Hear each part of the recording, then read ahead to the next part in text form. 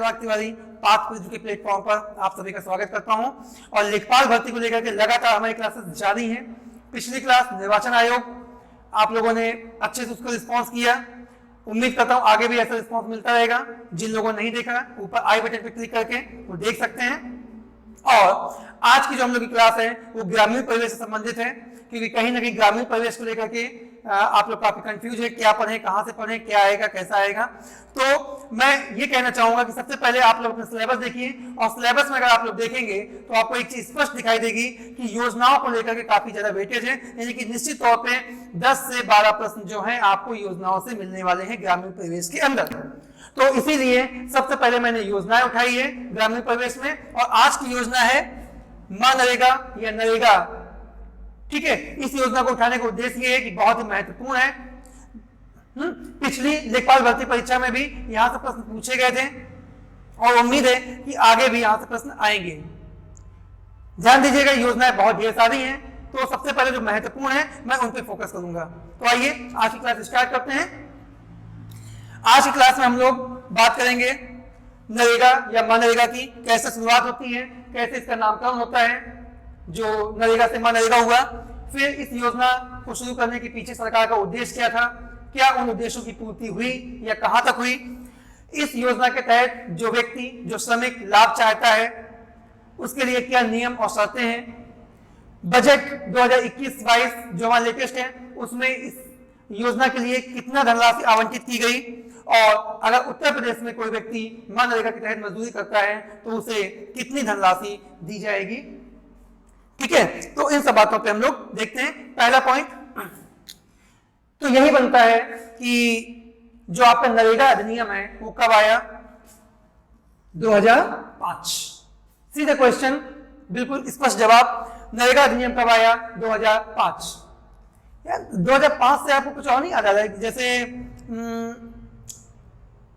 2005 में एक बहुत ही महत्वपूर्ण एक्ट आया था, कौन सा था आप लोग बताएंगे नीचे कमेंट बॉक्स पे, मैं तो क्लास के बाद बताऊंगा। ओके, तो इस योजना की शुरुआत और नामकरण की बात करते हैं। तो इस योजना की शुरुआत होती है, मैं साइड में लिख रहा हूं, 2 फरवरी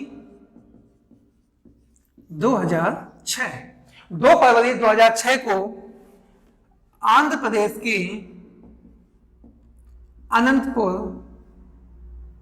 अनंतपुर जिले से इस योजना की शुरुआत होती है। बहुत इंपॉर्टेंट है, यहां पे एक चीज आपको याद रखनी है कि जब इस योजना की शुरुआत यानी कि 2 फरवरी 2006 को हुई थी, उस समय यह योजना देश के 200 जिलों में विस्तारित की गई थी। इंपॉर्टेंट, 200 जिलों में, यानी कि योजना की जो शुरुआत थी वो 200 जिलों में की गई। आगे चल करके यानी कि 1 अप्रैल 2008 को संपूर्ण भारत में इस योजना का विस्तार कर दिया जाता है।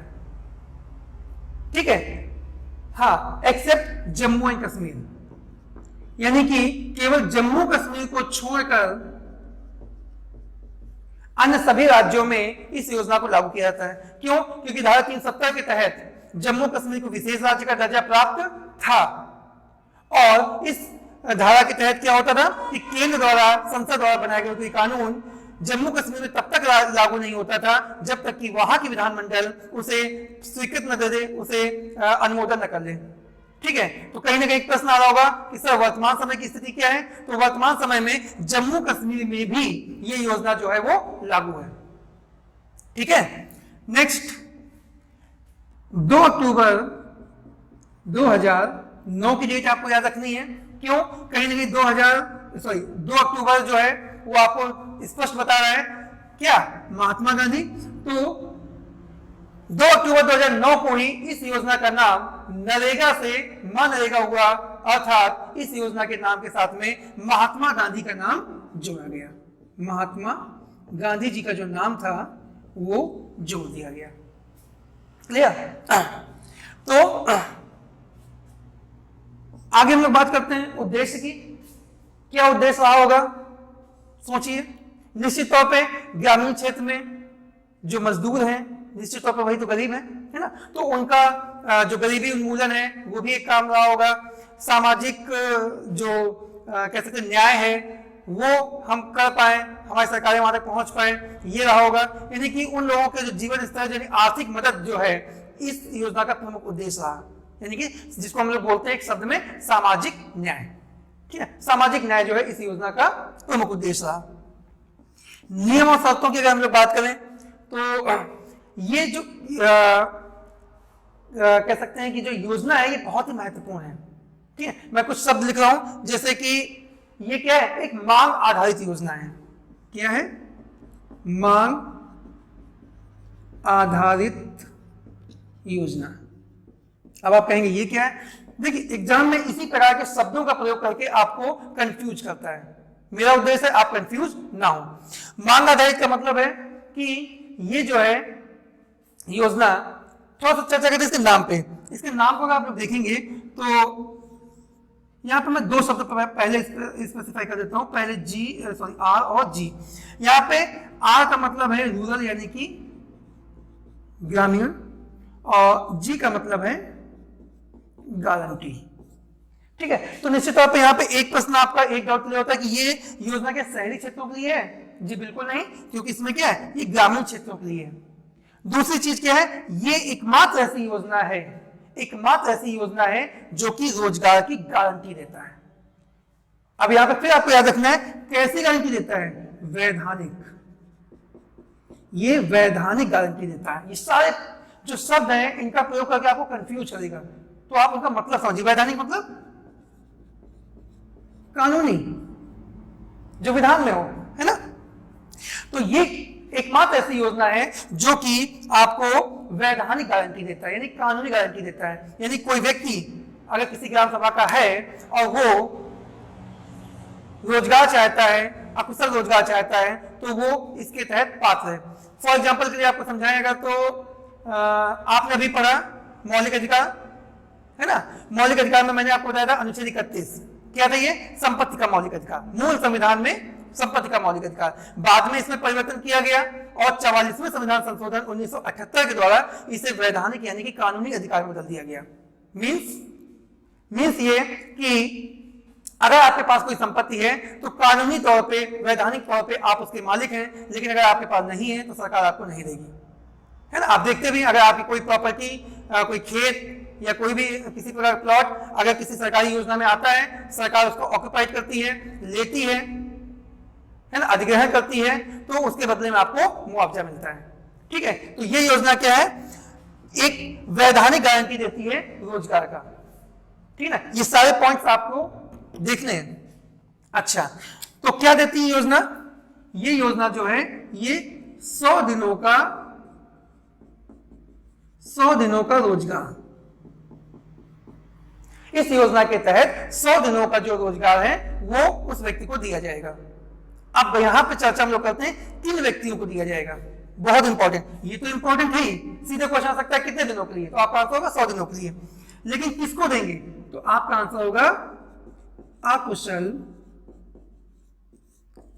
श्रमिक, या उनको हम लोग क्या बोलते हैं, मजदूर, है ना। यानी कि इस योजना के तहत लाभ केवल उन्हीं को दिया जाएगा जो कैसे होंगे, अकुशल होंगे, यानी कि अनस्किल्ड होंगे। उनके पास कोई विशेष योग्यता नहीं होगी, वो सिर्फ क्या कर सकते हैं, मजदूरी कर सकते हैं, है ना, अपने श्रम का योगदान कर सकते हैं, बाकी कुछ भी करने के योग्य नहीं है। तो ऐसे अकुशल श्रमिकों को 100 दिनों की जो गारंटी है रोजगार की, ये कानून देता है।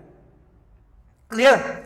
इसके बाद में अगर हम लोग बात करें थोड़ा सा कि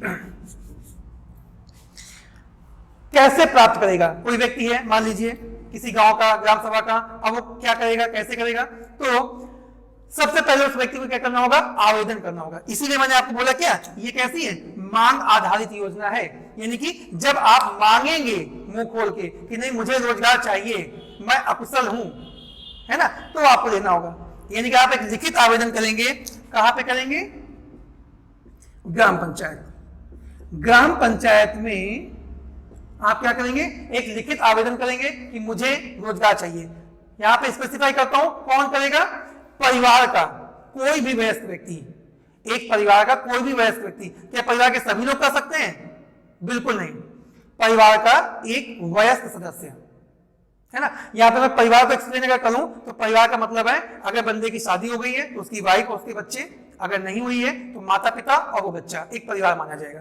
तो जो परिवार है, ठीक है, उस परिवार का एक वयस्क व्यक्ति जो है वो मांग कर सकता है कि मैं अकुशल हूं और मुझे रोजगार दिया जाए। तो वो क्या करेगा, ग्राम पंचायत में जाके पंजीकृत कराएगा। आप लोग सुनते भी होंगे, जॉब कार्ड बनवाएगा, जॉब कार्ड बनवाएगा, है ना। ये जॉब कार्ड जो है बन जाने के बाद में 15 दिन के भीतर, शायद आप लोग को दिख रहा होगा, मैं लिख रहा हूं वहीं पे, 15 दिनों के भीतर उस व्यक्ति को रोजगार दिया जाएगा। 15 दिनों के भीतर। अगर 15 दिनों के भीतर नहीं दिया जाता है तो 15 दिनों के पश्चात उस व्यक्ति को बेरोजगारी भत्ता दिया जाएगा। तो यहाँ पे ये 15 दिन जो है इंपॉर्टेंट रहते हैं। दूसरी चीज, एक क्वेश्चन और बनता है, ये जो जॉब कार्ड आपका बनता है मनरेगा के तहत, इसकी वैधता कितनी होती है। तो यहाँ पे आपको याद रखना है 5 वर्ष।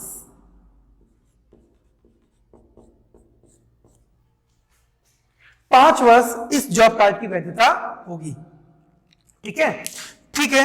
व्यक्ति की अप्लाई कर दिया, कोई अकुशल श्रमिक था, उसने अप्लाई कर दिया और अब वो जॉब कार्ड बनवा चुका है। अब उसको रोजगार लेने की बारी आई। तो यहाँ पे कुछ चीजें हैं जो कि एग्जाम में आ सकती हैं। जैसे जिस व्यक्ति को दिया जाएगा रोजगार, उसे उसके निवास स्थल से 5 किलोमीटर के भीतर, कितने, 5 किलोमीटर के भीतर रोजगार दिया जाएगा। अगर इन केस उसे कहीं दूर जाना होता है, 5 किलोमीटर से ज्यादा जाना होता है, तो मोटे मोटे दिमाग में आप लोग रख लीजिए 10% जो है उसे अतिरिक्त मजदूरी दी जाएगी, यानी कि उसका जो वेतन है, जो भत्ता है, उसको बढ़ा दिया जाएगा, 10% और दिया जाएगा। ठीक है, देखिए डिफरेंट जो टफ है, अब यही सारी चीजें हैं, है ना। पेपर आएगा, कुछ लोग बाद में बोलेंगे अरे यार ग्रामीण परिवेश तो बहुत कठिन था, बहुत जबरदस्त क्वेश्चन थे। कुछ जबरदस्त नहीं है, आप उसको एक आराम से देखिए, है ना। और यही वो पॉइंट है जहां पे आके गलती होती है। हम नहीं करेंगे, पेपर आसान हो गया हमारे लिए।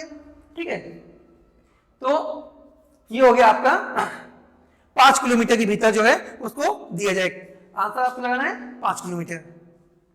आगे हम लोग बात करते हैं कि बजट में, बजट 2021-22 में इस योजना के कितना धनराशि आवंटित की गई।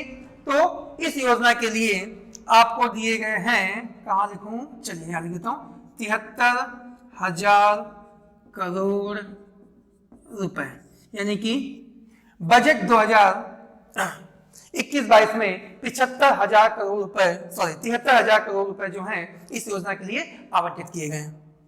ठीक है, उत्तर प्रदेश की बात अगर करते हैं तो उत्तर प्रदेश का अगर कोई व्यक्ति है जो कि इस योजना के तहत मजदूरी कर रहा है तो उसे कितनी धनराशि दी जाती है, उसे मजदूरी दी जाती है 201 रुपया। शुभ है ना, हमेशा एक लगा देते हैं हम लोग के किसी शुभ कार्य में, तो 201 रुपया आपको याद रखना है, इंपॉर्टेंट है।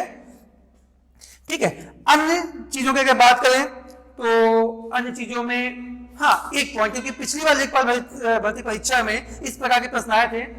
तो जैसे मान लीजिए कोई व्यक्ति है, कोई श्रमिक है, अब वो काम कर रहा है, फॉर एग्जाम्पल के लिए आप मान लीजिए गड्ढा खोद रहा है, तो गड्ढा खोदते समय क्या होगा, वो सिर्फ और सिर्फ अपने श्रम का यूज करेगा।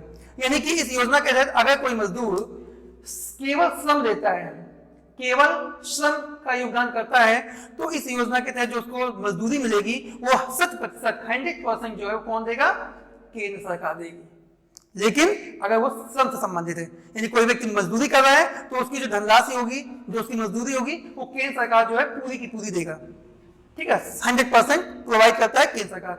हाँ, अगर मान लीजिए दूसरा एग्जांपल लेते हैं कि किसी गांव में खरंजा बिछ रहा है, तो खरंजा में ईंटें भी लगेंगी, है ना, बालू भी लगेगी, अन्य मटेरियल भी लगेगा। तो जब सामग्री की बात करते हैं हम लोग, ठीक ना, सामग्री भी अगर उसमें लग रही होती है तो केंद्र सरकार जो है वो 75% देती है, ठीक ना, और 25% जो है संबंधित राज्य जहां पे काम हो रहा होगा वो राज्य सरकार वहन करती है। ठीक है, तो ये एक इंपॉर्टेंट पॉइंट और एक कह सकते हैं टफ क्वेश्चन है ना, कि अगर श्रम से संबंधित बात है तो 100% इस योजना के तहत जो धनराशि दी जाएगी वो केंद्र के द्वारा दी जाएगी। अगर सामग्री इंक्लूड कर दी जाएगी तो 75% जो है वो दिया जाता है केंद्र के द्वारा। क्लियर है?